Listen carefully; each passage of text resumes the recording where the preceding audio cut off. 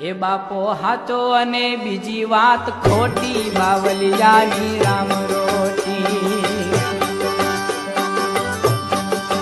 એ બાપો હાચો,